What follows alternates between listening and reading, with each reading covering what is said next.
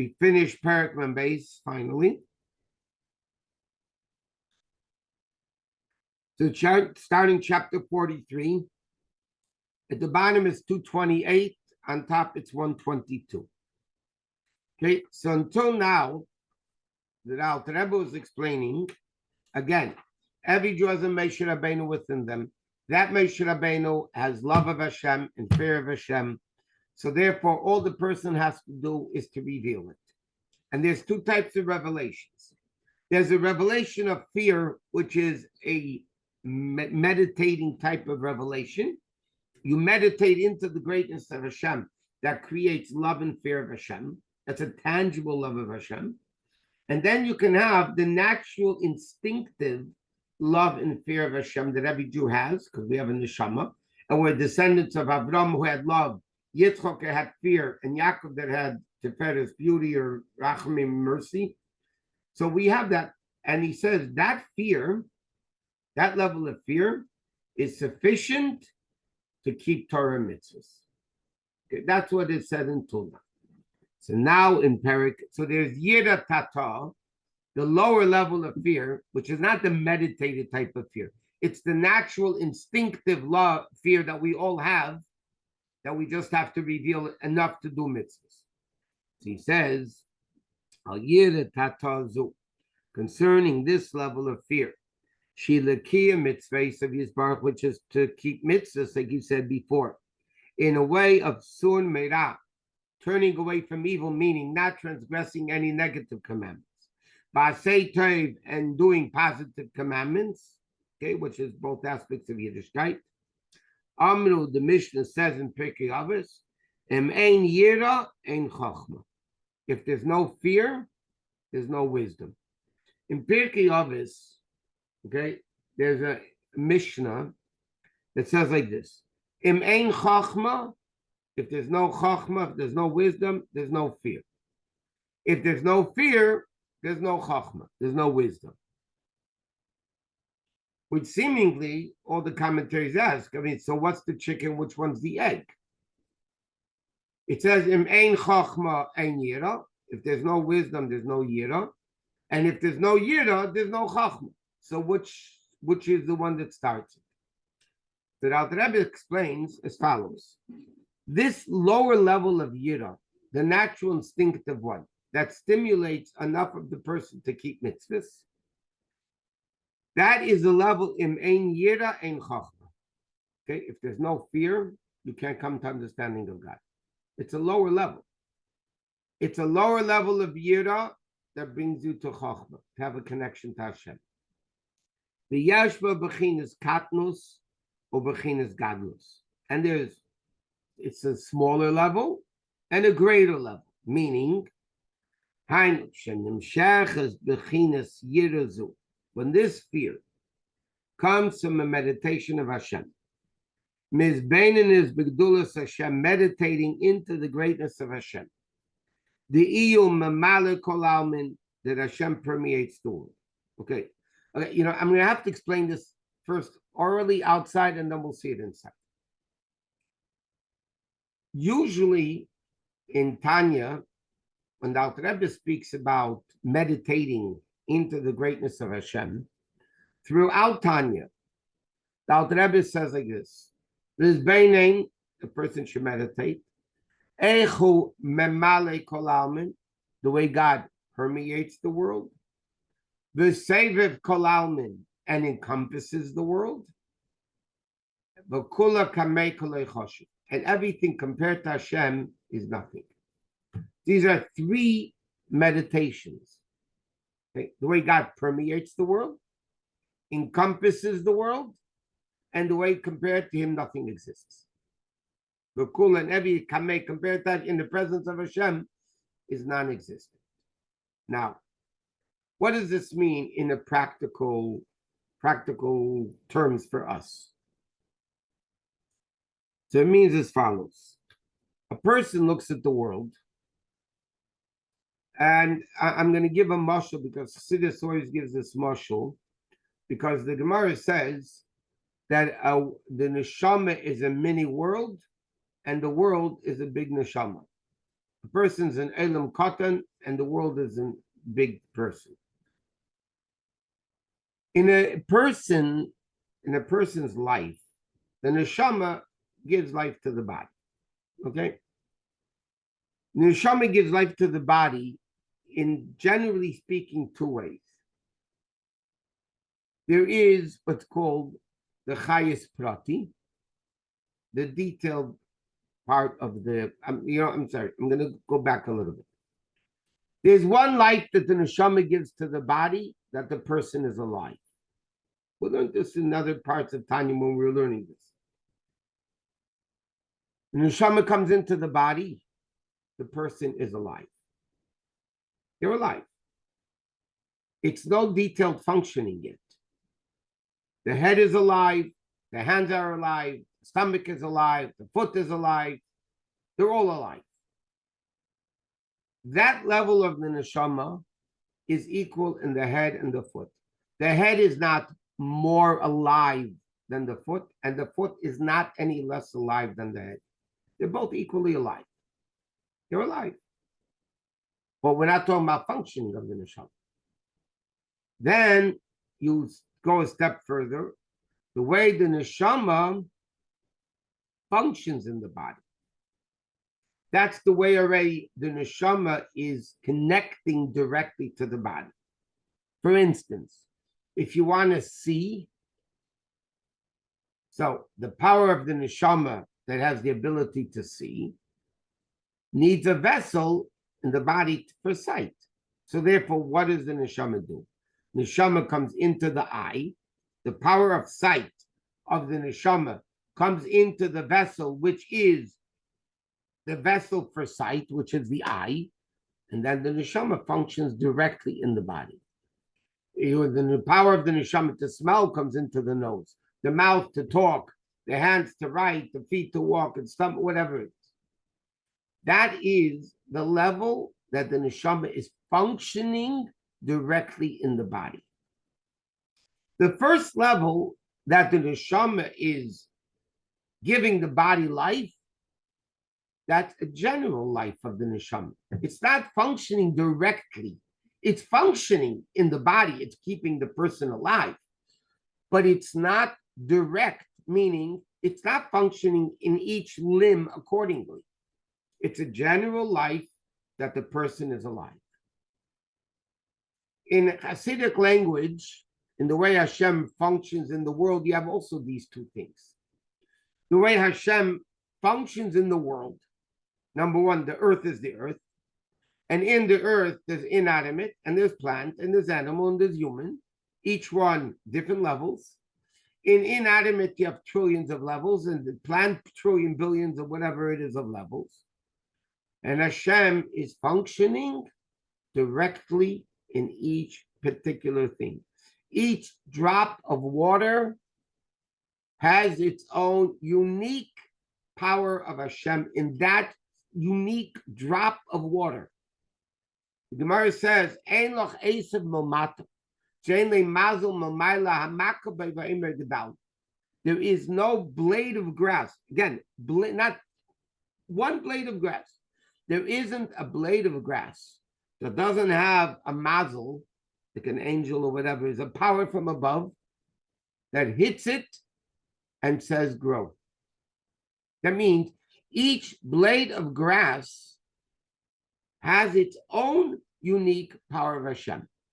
Every kernel of sand, every drop of water. Okay, so you have even that. You have inanimate and plant and animal and human, and then there's similarities, and then you have the details. You have different types of inanimate. You have earth, and you have sand, and you have water, and plant. You have who knows how many types of plants and animals and humans. And then there's each human is different. Each animal is different. Each tree is different. Each leaf is different. But that is all the way Hashem deals directly with the world. Then there's another life that Hashem gives the world. The world exists. World exists. Now, is a person more existing than inanimate? No. Functioning wise, a person functions greater than an inanimate. But in existence, like we said before, the neshama comes into the body. The person is alive. There's no difference between head and toe. There's no difference between human and inanimate. They're all existing. That level of godliness is called Sovev Kolam. The way Hashem is really above the world to such an extent that the highest level and the lowest level are both equal. But Hashem is still functioning in the world. He's still creating the world that it exists. But it's not as direct as the life of Hashem that permeates each individual creation. By the way, this is only on Earth. Then you got the whole star system and the planet system and billions and trillions or whatever it may be. And each one has its own unique power of Hashem in it. That's all Mamala Kolam. Then you have the Sefer Kolam, that the world exists. Everything exists equal. Then you have a third level that the Rebbe is not talking about in this Perek, and that is the level of Hashem that Bechal doesn't even deal with world at all. Sefer Kolam, Hashem is at least giving the world existence, but he's still coming down and dealing with world in an indirect way, not a direct way that he keeps everything going, like the neshama. The neshama comes into the body is alive, so the neshama is dealing with the body, but indirectly. Neshama functions in the body, this talks and sees and hears, and so that's direct functioning. Then you have a level of the essence of the neshama that has nothing to do with the body. It is what it is. Okay? So the Alter Rebbe is saying like this. There's two levels of fear. There's a level of fear that comes, even the meditation level of fear. There is a meditation into the greatness of Hashem, the way he deals with world in direct way. That is what's called, Alter Rebbe is going to call it here, Yirat Tata, the lower level of fear. What do you mean the lower level of fear? The fear is from the level of Hashem that came down low to deal directly with each individual creation and existence that exists in the world. That's Hashem not only coming down in a general way, but now he's dealing with the details. That is a lower level of yira compared to the higher level of fear, which is basically the world exists. So the Alter Rebbe is going to say like this. When a person has yirat tata, the lower level of fear, now we can see it inside. Okay, the fourth line of the parrot. He says, when this lower level of fear comes, in the meditation of the greatness of Hashem, the that Hashem permeates the world. Okay, this is a meditation of the way Hashem permeates the world directly. And like he says, from the earth to the heaven, the Gemara says in Chagiga, is it going at 500 years. And the space in between each heaven is 500 years. And the heaven itself is 500 years. And then he says, between each Rakia is 500 years. And then it says, Ragli Achai is the feet of the angels, whatever this means. I haven't the pain to stay there. Keneged Kulam. Okay? So you think like this. There's 7 heavens. From earth to heaven is a distance of 500 years. Does it mean flying, walking? I don't know. Then each heaven is the width of the heaven is going to 500 years. The space between that and the next heaven is 500 years. So then you have 7 heavens. Then you have Ragli Achai, Gemara says, the feet of the Malachim are equal to all those measurements together. And then you have something which is even higher. Okay. But you're all dealing in the meditation of the unbelievable level of godliness that's permeating the world. Now, when you meditate, that each, let's take it in a simple level, that each drop of water has its own unique power of Hashem keeping it in existence. Every blade of grass, every kernel of sea salt, of sand, Every animal, every person, every tree, every leaf has it. You know what? When you start meditating about that, it causes a fear of Hashem. But it's still called lower fear. Why is it called the lower fear? Because we're talking about a level of Hashem that's dealing directly with world. That means Hashem is lowering himself into a finite level.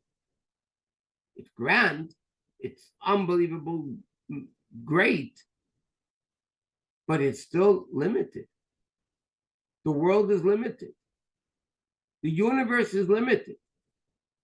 It's vast, but the universe can't just keep going, because then you can't have infinite amount of miles. Okay? Because infinite is not made up by finite beings. You can't have an infinite amount of cookies. Because if you take away one, you get less. And you can't do infinite minus one. But it's still limited. Granted, you can't even say trillion, whatever amount of drops and blade and everything. And that's only Earth, don't forget. And then you got the universe. But the bottom line is, this is all thinking about Hashem, who's coming into a limited form to deal individually with a finite world. That's why it's called Yirat Tata. And he says, therefore, it's the same thing, by the way, in the spiritual worlds. The spiritual worlds are also, now forget the physical world, then you have the spiritual worlds. So he says, why is it called lower level of fear, or the external level of fear? He says, nevertheless, nikra yirazu, this fear of meditation into Hashem dealing with world is called yira chitzenis v'tata'ah. It's called the external level of fear and the lower level of fear. Why? Because where does this fear come from? From the meditation into worlds, which are finite. Which are only the garments, it's only the word of Hashem's mouth. This whole universe was created one word with Hashem's mouth. Hashem is started with Hashem hides himself, Misalim and conceals himself, Mislabish Bam, and he dresses into the world Lachiyasim or Kayomim to make him live and exist to be Yashmiyayin. But he says, Rak Shiasharva Pesach, that's still the gate to come to fulfillment of Torah mitzvahs. And that's what it says. Imein Yira. If you don't have this lower level of fear, you're not going to come to the level of Chachma, which is, like we said before, Reishis Chachma Yiras Hashem. The Chachma which allows the person to keep Torah mitzvahs. So this is all the lower level of fear. Then he says, Achayiru Ilon, the higher level of fear is Yiras Beishis, is called the fear of shame, the Yira Pnimius, and an internal level of fear that comes not from the external level of godliness that comes into a finite level, but from a deeper level of Hashem, of the infinite. That comes in the Pnimius of Elokus, which is in the world. Then it says, Imein Chochma Ein Yira. If there's no Chochma, then you don't have that level of meditation, then you can't have Yira. Because Chochma is called Koach Mabit. Okay, let me explain what this means.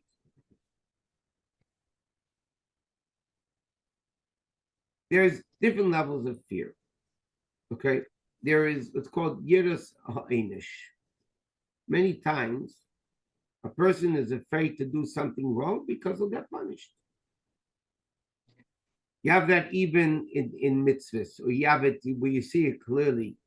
Little kids are afraid something to get into trouble because they're going to be punished. Okay? It's a level of fear, but it's not a very elevated level of fear. It's a very childish level of fear. In other words, if I wouldn't get caught, I would do it. So it's not that I'm embarrassed of Hashem to do something wrong. I just don't want to get caught. Like there's an expression in the world, the sin is not stealing, the sin is getting caught. If you don't get caught, the guy would do it. That's not the real level of fear, by the way. That's not the level of the way a person should behave. But it's a lower level of fear. Yira sa'inish. Or I don't want to rebel against the king. I don't want to rebel against him. But there's a higher level of fear. And that fear is, I'm just ashamed in Hashem's presence to do what's not right. It's not fear of punishment. It's not even fear to rebel against the king. It has nothing to do with rebellion. The person is not doing it because he's embarrassed in the presence of the essence of Hashem, who's watching what I'm doing. Like he said before, Rabbi Zaki told the students, you should fear Hashem as much as you fear a human being. That level of yira doesn't come from a level of God meditating into the level of godliness of world. Because that's a limited level of meditation. You're dealing with a level of godliness which is limiting itself to come into the world, to function in every level of the world according to that particular level. We're talking about a more refined level, the way Hashem is encompassing the world, Seviv Kolam. The way Hashem is so powerful. And here the Rebbe is saying that's called Yirat Baishas. It's the fear, not of punishment, which is childish, really. It's not the fear that I don't want to rebel against the king. It's just that Hashem is so existent by me. He's so existing and he's felt by me. I'm just embarrassed to do something he doesn't want me to do. It's an embarrassment. That's a much higher level of fear. And now the Rebbe says, this is what the Gemara says. In main yira, if you don't have the lower level of fear, yira tata, from the level of godliness that's involved directly with the world, then you won't come to the level of chokhmah. If you don't have that fear, you'll never come to chokhmah, which is koachma, meaning bittul, subservience, nothingness. But then you go to a higher level. If there's a main chokhmah, if there's no wisdom in understanding the higher level of godliness, not the finite level of godliness, but the infinite level of godliness, then you will never come to this higher level of fear. If you only fear Hashem because Hashem is functioning in the world and I just don't want to do anything against him because he's, dealing with the world directly, that's a lower level of fear. And if you don't have that fear, you won't have any level of chachma. But then he says in main chachma, if you don't have a higher level of chachma, meaning a higher level of bittul, chachma again is koachma bittul, that you don't even have the embarrassment, the level of just embarrassed to do something Hashem doesn't want me to do, then you're not going to have that level of fear. If you don't meditate into the way Hashem is infinitely greater than the world, you will not come to this higher level of fear because you're only going to be dealing with the limited level of Hashem. And that's limited. Here we're talking about a fear and awe of Hashem as an infinite being, Seviv Kolalmin, and that's a whole different story. Here in Tanya, the Rebbe doesn't talk about, but then there's a higher level even that the world doesn't even exist. The only thing that exists is Hashem and nothing else exists. That's even a super greater level of Yira. But here the Rebbe is speaking about these two. Okay, so he says like this. The Chachma, like 10 lines in the bottom of the page. Chachma is Kayachma. By Chachma, the Pasuk says, Shlomo Melech says, Ma'ayin Timotzi is Yesh Mi'ayin, comes from nothing. And then the Gemara says like this. There's another Gemara that says, In Pirkei Avos, Mishnah says, who is a chacham? One who is willing to learn from everybody. The nether Gemara says in Talmud, Ezel chacham, who is a chacham? Hardaya es hanelad. Simply, the Gemara means one who sees the future. What do you mean a chacham sees the future? So the classic simple example of it like this. You have a food that makes you very sick, but you like it. So a fool will think of the now. He doesn't think about the future, the noilad, what's going to be. Right now, I love it. Okay, then for 2 weeks he'll lay in bed sick. But he's a fool. Who is a chacham?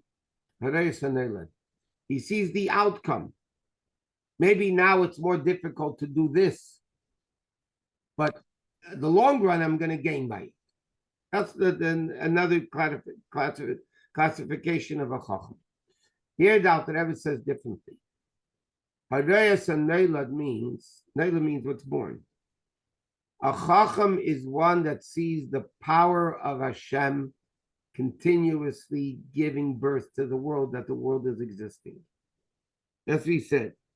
Sharei kol davar. The chacham sees everything. Ich neilad, how everything in the world is born, so to speak. V'nisaven created mi'ayin liyesh, from nothing to something. B'dvar Hashem v'ruach piv yisbarich, with the word of Hashem, like it says v'ruach piv kol tzvam. Like we say in Tillim, we say in davening, v'ruach piv, with the spirit of Hashem's mouth, He creates everything. V'lezeis, and if that's the case, he sees that the world really is only Hashem. Hare shamayim va'aretz, then heaven and earth. The chol tzvam and everything in it, b'telim b'metzias mamish. And this is the higher level of Chachma. The higher level of Chachma is Nereus and Neilad, as Alter Rebbe is interpreting it to me. He sees the birth. He sees, Neilad means he sees the power of Hashem that makes everything existent. And if it doesn't exist, if there's no power of Hashem in the world can't exist. If Hashem would leave for a second, like we learned already, the world would disappear, as if it never was. When the Chacham realizes, so then the existence of heaven and earth and everything in the heaven and earth is really Hashem. Because if the power of, like a person knows, the neshama, when the neshama leaves the body, the person's dead. So a person understands what's the life of the person, the neshama. So therefore, a person, if he's a fool, will worship the body. But what's the body without the neshama? The whole existence of the body is dependent on the neshama. So then a chacham is going to see what's the primary thing of the body, the neshama. So he sees, looks at the world, and he says the power of Hashem that's in the world keeping in existence. And he realizes, therefore, that only thing that really exists is Hashem. That brings you to a higher level, that the realization is that everything's Hashem. How can I do something against Hashem? I can't, because I'm embarrassed. Okay, we're going to stop here. Everybody have a great Shabbos. Shabbos Mevarchim Kislev, don't forget. Mitzvah Hashem, we'll see you Monday at 8 o'clock in person and on Zoom. Until then, everybody have a great weekend. We should only hear good news.